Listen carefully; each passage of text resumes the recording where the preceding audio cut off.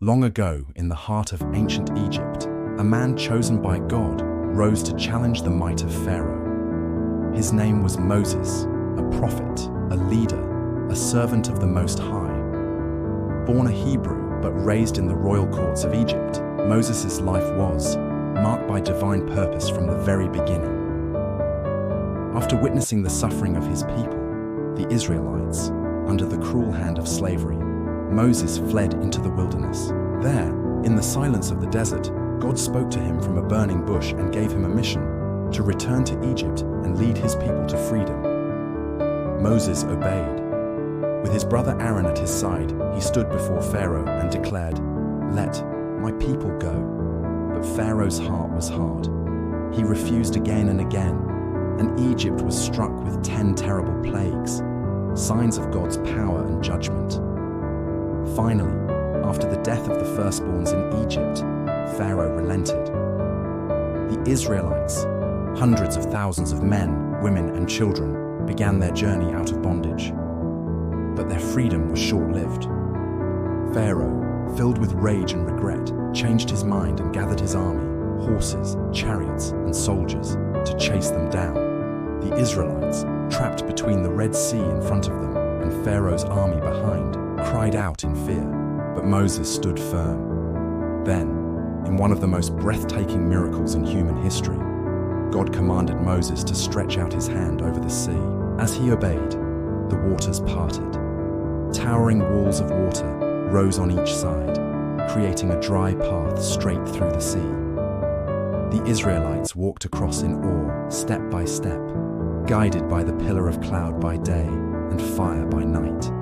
As they reached the other side, Pharaoh's army followed.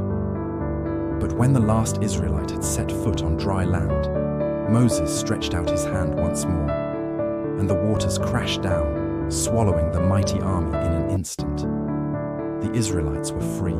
On the shores of the Red Sea, they sang songs of praise to the Lord, who had triumphed gloriously. Horses and riders had been thrown into the sea, and their chains of slavery were broken forever. This is not just the story of an escape. It is a story of faith, courage, and deliverance.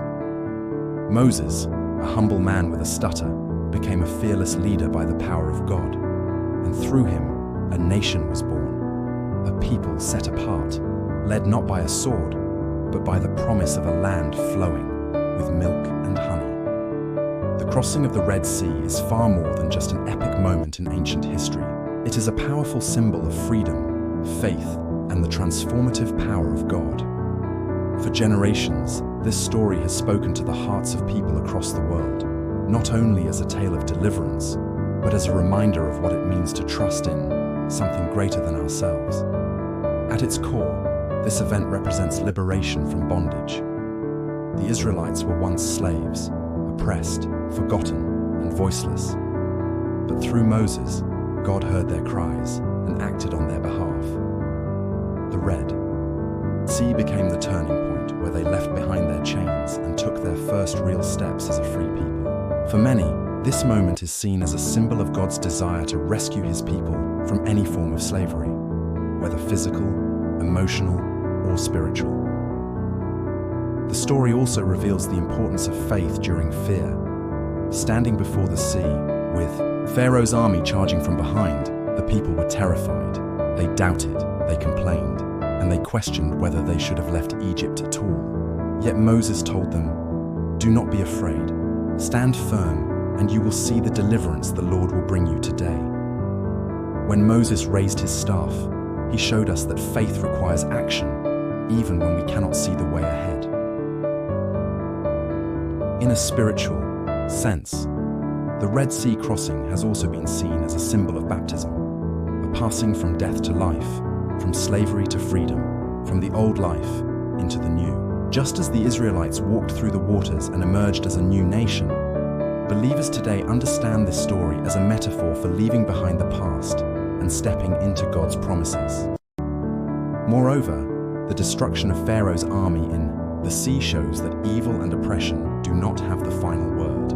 God is not only a deliverer, but also a defender. He fights for those who cannot fight for themselves.